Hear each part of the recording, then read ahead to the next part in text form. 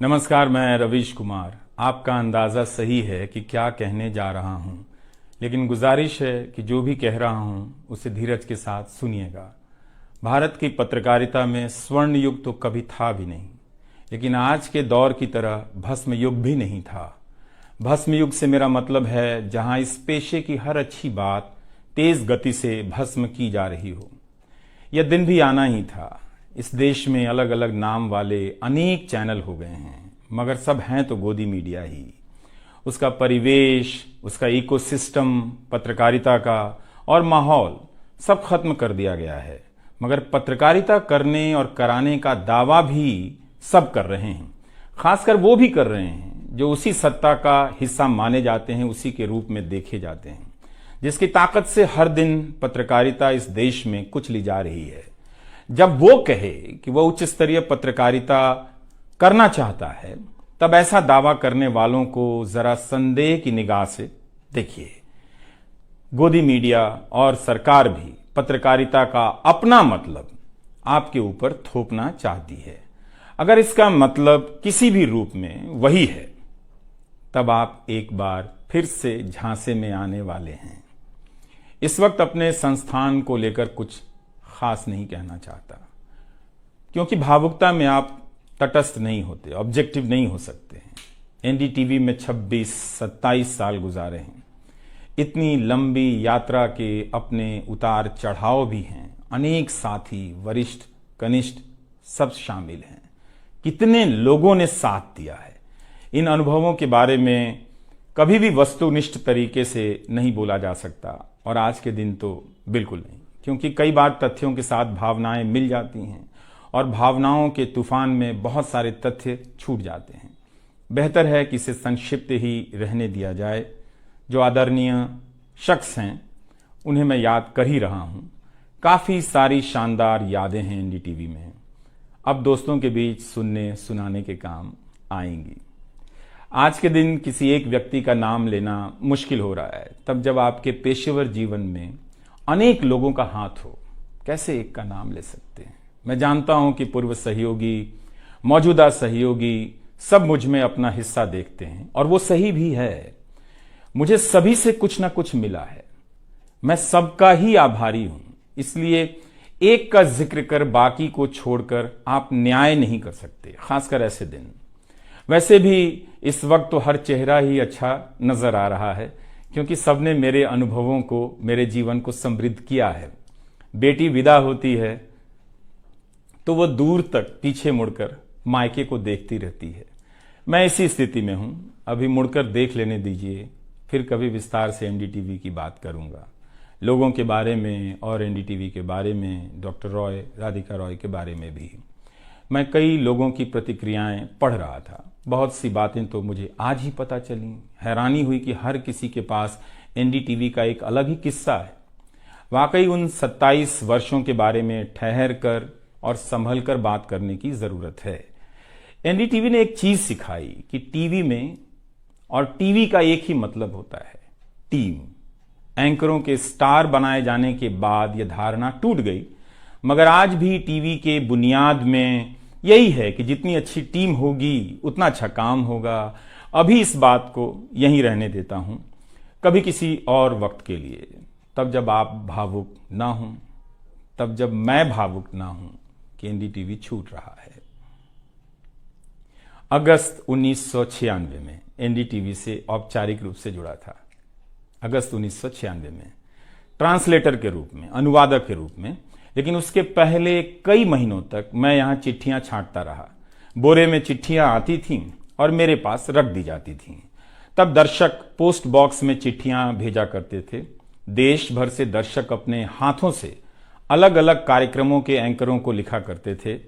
इन्हें पढ़ते हुए मैंने टीवी के कार्यक्रमों के आसपास दर्शकों को बनता देख रहा था। मेरा काम था उनकी बारीक नजर से लिखी गई चिट्ठियों पर रिपोर्ट बनाना और एंकरों या कार्यक्रम के प्रोड्यूसर को सौंप देना। दिहाड़ी का काम था, उसी के हिसाब से मजदूरी मिलती थी, पैसे मिलते थे। मेरी जिंदगी में यह काम आज भी जारी है। आज भी आप मुझे सैकड़ों की संख्या में मैसेज लिखते हैं, हाथ से लिखी चिट्ठियां भी आती हैं, बहुत अच्छी लिखावट में। मैं ज्यादातर मैसेज पढ़ता भी हूं और सभी के नहीं तो बहुतों के जवाब देने की कोशिश करता हूं। कई बार तो अपनी निराशा भी आपसे साझा कर देता हूं। मैं आपके बीच आकर अपने मन का भाव नहीं छिपाता, क्योंकि मैं आपके बीच बताने के लिए आता हूं। अगर खुद को ही छिपाने लगा तो वो पूरा बताना नहीं होता है। मुझे तो लगता है कि कई हजार दर्शकों के पास मेरे लिखे हुए जवाब होंगे। उंगलियों में दर्द रहने के कारण इन दिनों जवाब देना कम कर दिया है। तो एक तरह से जिन चिट्ठियों से एनडीटीवी में मेरी शुरुआत होती है, उनका आना जाना आज भी जारी है, आज तक जारी था। वो काम आगे भी जारी रहेगा, लेकिन इतने सारे सुझावों, जवाबों, अपेक्षाओं, शिकायतों और डांट के बीच सोना, जागना और जीना मुझे आपके हवाले करता चला गया। मैं खुद के पास तो रहा ही नहीं, आपके बीच गया तो घर ही नहीं लौटा। शायद अब कुछ वक्त मिलेगा खुद के साथ रहने का। आज की शाम एक ऐसी शाम है जहां चिड़िया को उसका घोंसला नजर नहीं आ रहा, क्योंकि कोई और उसका घोंसला ले गया है, मगर उसके सामने थक जाने तक एक खुला आसमान जरूर नजर आ रहा है। तो खैर, उसके बाद अनुवादक बना और कई पत्रकारों की रिपोर्ट का अंग्रेजी से हिंदी में अनुवाद करता रहा। इसके बाद मैं रिपोर्टर बन गया और फिर मेरी दैनिक रिपोर्ट की अलग यात्रा शुरू होती है। रवीश की रिपोर्ट से काफी कुछ सीखने को मिला। तो इस तरह से यह एनडीटीवी में ही संभव हुआ कि एक चिट्ठी छांटने वाला इसके एक चैनल का ग्रुप एडिटर समूह संपादक बनता है और आज उसे छोड़ रहा है, इस्तीफा दे रहा है। बहुत बड़ी बड़ी शक्तियां पीछे खड़ी हैं इस एक पत्रकार के पीछे। तो स्वाभाविक है कि ये नौबत आनी थी, इसका अंदाजा मुझे पहले भी था। लेकिन जिस दिन आता है उस दिन अच्छा तो नहीं लगता है। लेकिन मैं आपसे यह भी कहना चाहता हूं कि जब भी मेरे बारे में मूल्यांकन करें, इस बात की सहानुभूति मुझसे ना रखें कि मैं चिट्ठी छांटता था। मैं उनकी तरह नहीं हूं कि अचानक चाय बेचने की बात करने लग गया। उतर रहा हूं जहाज से, बात कर रहा हूं चाय बेचने की। सहानुभूति के लिए या फिर अपने संघर्ष को महान बताने के लिए मैं ऐसा नहीं करना चाहता। इस देश में हर किसी का संघर्ष ही पहाड़ चढ़ने के जैसा है। आप एम्स के बाहर मरीज जो खड़े हैं, उनके परिजन जो खड़े हैं, उनसे मिल लीजिए।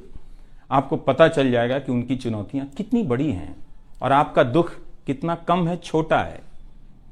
लेकिन आज के दिन मैं आप सभी के बीच दर्शकों की बात करना चाहता हूं। इस दौर में कुर्सी पर बैठे किरदारों को टूटते हुए देखा, सबने देखा। संस्थाओं को भस्म होते देखा, आपने देखा।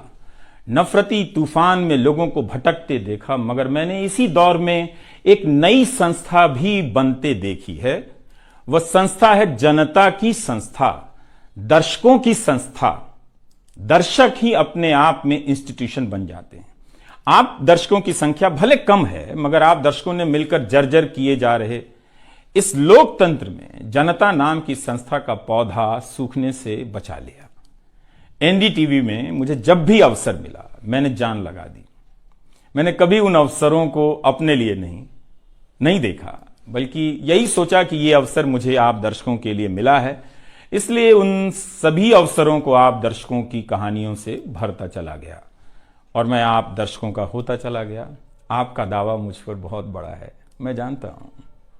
आप मुझ पर बहुत दावा रखते हैं। मेरे आसपास आप दर्शकों की वजह से एक न्यूज रूम बन गया था, पब्लिक न्यूज रूम, जो दफ्तर के भीतर नहीं, आपके घरों में था, आपके दिमाग में था।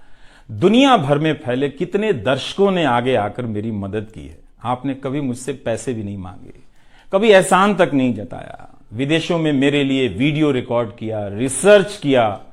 मेरा हर कार्यक्रम किसी न किसी दर्शक के सहयोग का उदाहरण है।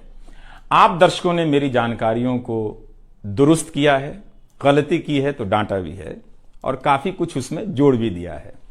कई सारे एक्सपर्ट, कई सारे छात्र, कई सारे प्रवासी भारतीय, स्थानीय भारतीय दर्शक बनने के साथ साथ मेरा साथ दे रहे थे और पत्रकार भी बन रहे थे और इस पेशे के एक छोटे से द्वीप को बचा रहे थे। इस प्रक्रिया को बिखरते देखना, दर्शकों के बनने की प्रक्रिया को बिखरते देखना और फिर से बनते देखना बहुत सुखद अनुभव रहा। आप दर्शकों में से कईयों ने मेरे लिए अलग अलग भाषाओं से अनुवाद तक कर दिया। संसाधनों की हमेशा मेरे पास कमी रही, मगर आप सभी ने मिलकर पूरी कर दी, सिर्फ इसलिए कि प्राइम टाइम में जो भी जाए ठीक से जाए।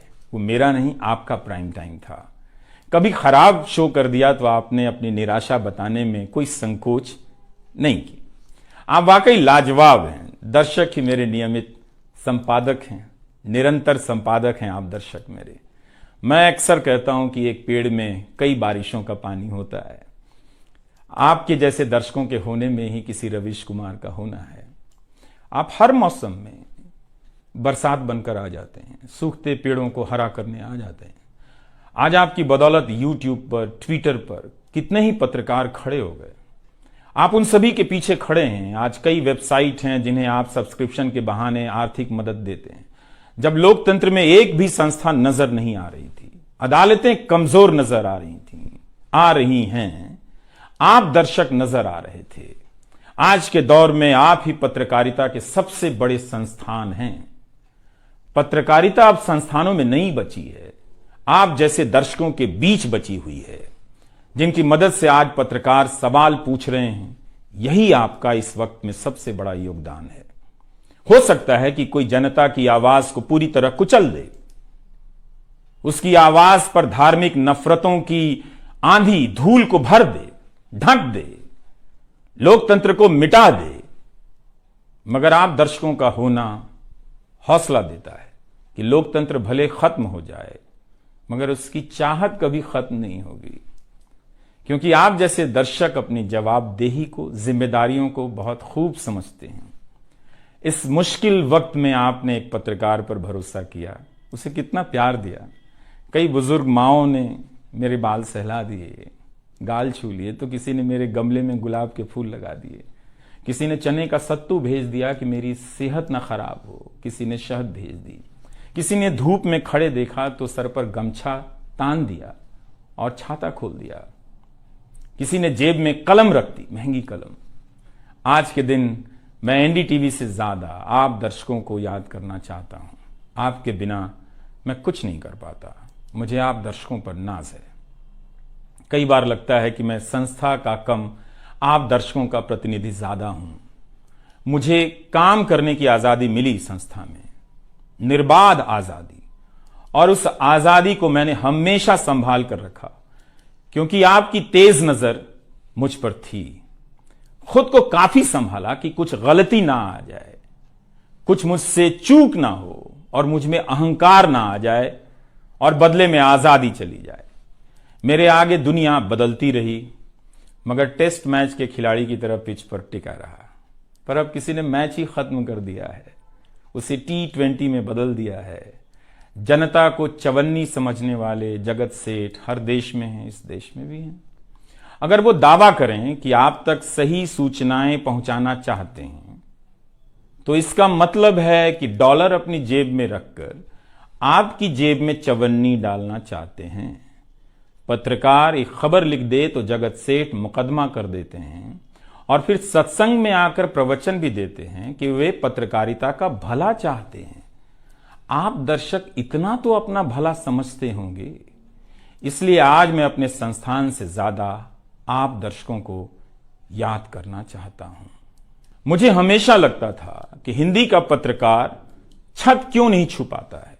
ऐसा क्यों है? हिंदी पत्रकारिता के कई श्रेष्ठ संपादकों, पत्रकारों के कार्यों पर निगाह रहती थी।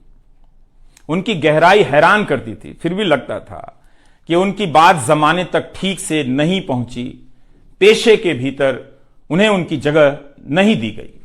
पत्रकारिता का मतलब अंग्रेजी का पत्रकार होना हो गया। इसके कुछ ठोस कारण भी हैं, उनमें विस्तार से जाने का समय नहीं है, लेकिन तब भी हिंदी के जुझारू पत्रकार आसमान क्यों नहीं छू सकते हैं, यह बात कचोटती रही। इन सब बातों ने मेरे व्यवहार में काफी बदलाव कर दिए। भाषा को संयमित किया, मर्यादित किया, ताकि हिंदी का प्रभाव कम ना हो। बहुत सजगता से अपना काम इस तरह से किया कि लोगों को, देश के किसी भी हिस्से के लोगों को मेरी हिंदी से प्यार हो जाए। मेरी मातृभाषा हिंदी नहीं है, भोजपुरी है। भोजपुरी गांव है मेरे लिए। हिंदी मेरे लिए भाषा का वो शहर है, पहला शहर, जहां मैं गांव से शहर आया था, लेकिन मुझे भारत के हर राज्य के दर्शकों से प्यार मिला है। हिंदी प्रदेशों की कुंठित राजनीति ने हिंदी को हथियार बना दिया। इससे हुआ कुछ नहीं, हिंदी को लेकर कुंठाएं ही बढ़ती चली गईं, किसी का भला नहीं हुआ। मैं उन सभी गैर हिंदी भाषी पत्रकारों, सामाजिक कार्यकर्ताओं, विद्वानों का शुक्रिया अदा करना चाहता हूं, जिन्होंने मेरी हिंदी को समृद्ध किया, जिन्होंने मेरे लिखे हुए का अपनी भाषा में अनुवाद किया और अपनी भाषा में लिखी हुई जानकारियों का मेरे लिए अनुवाद कर दिया मुफ्त में। कई बार लगता था कि अलग अलग डिब्बे जुड़ते जा रहे हैं और रेल बनती जा रही है।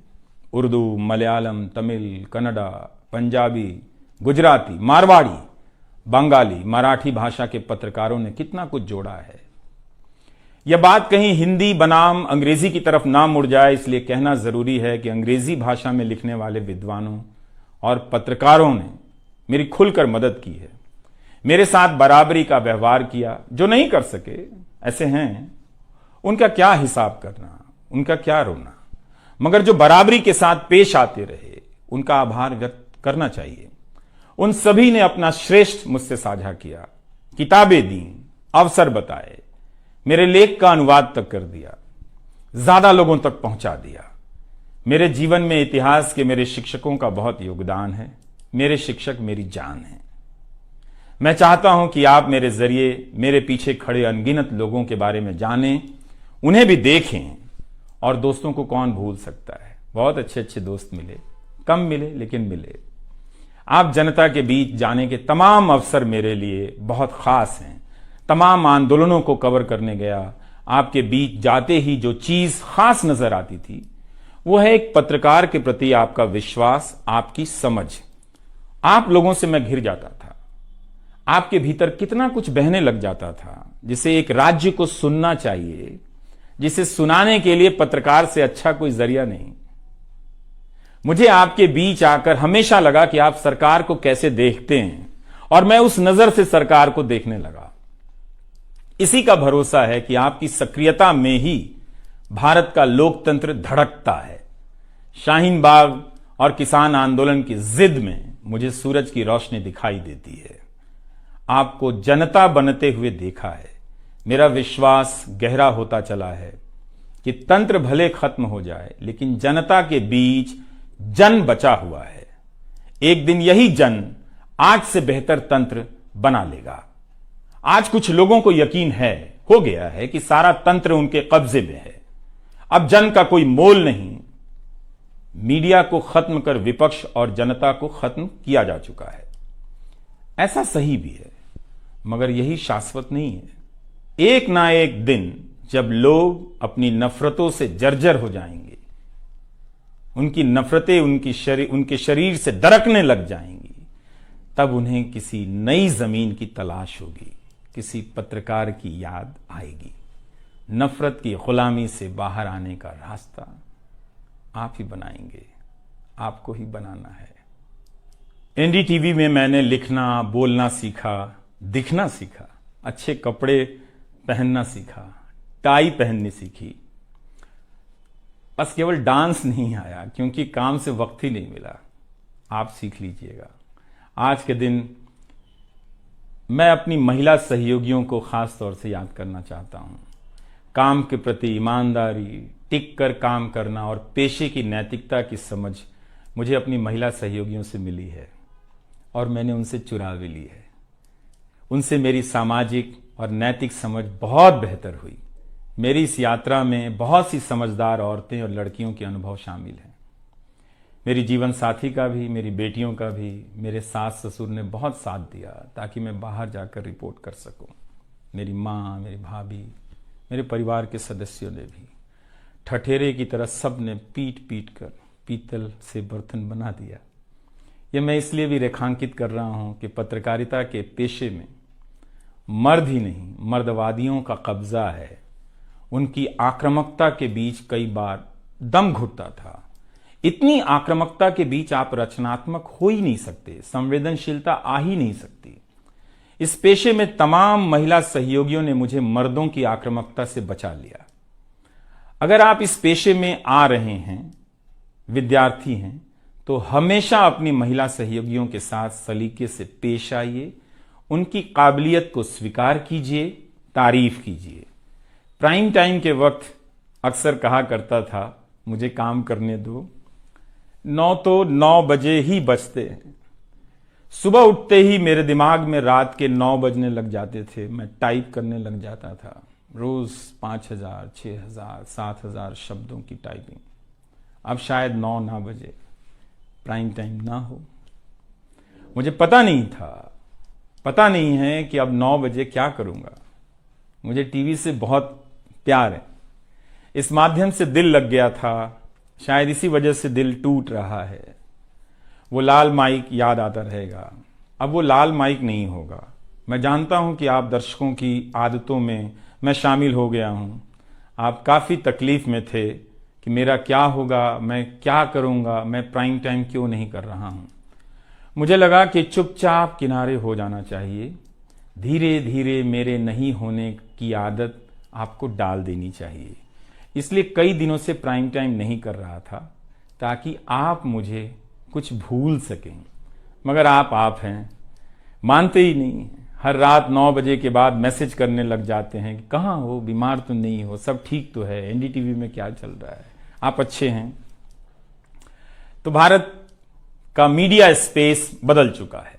उन हजारों युवाओं की सोचिए जो पढ़ाई पत्रकारिता की कर रहे हैं, लाखों रुपए लगा रहे हैं, मगर उन्हें काम दलाली का करना पड़ेगा, क्योंकि इसके लिए अब कोई सांस्थानिक जगह नहीं बची है।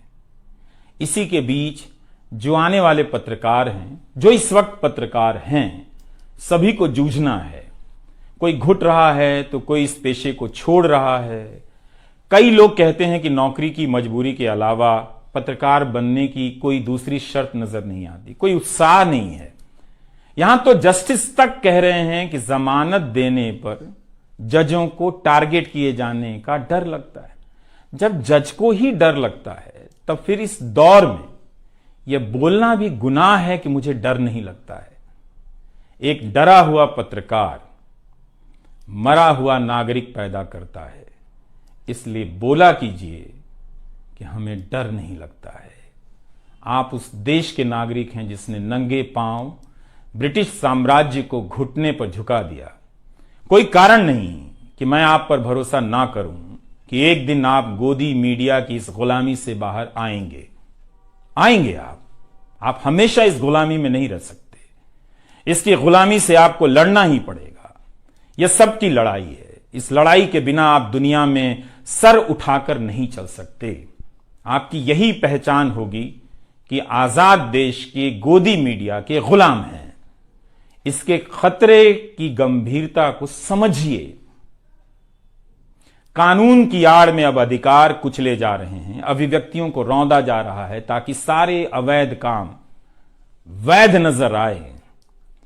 इस समय मेरे रास्ते निश्चित नहीं हैं, निश्चित हैं तो सिर्फ हौसला है। उसका भी क्या भरोसा, कभी आसमान में होता है, कभी पाताल में। एक YouTube चैनल बनाया है रवीश कुमार ऑफिशियल, और फेसबुक पेज भी है रवीश का पेज। इसे सब्सक्राइब कीजिएगा। अब मैं YouTube पर ही नजर आऊंगा, एनडीटीवी इंडिया पर नहीं। किसी संस्था के साथ मर्यादाएं बहुत अलग होती हैं, फ्रीलांस और आज़ाद जीवन की अलग।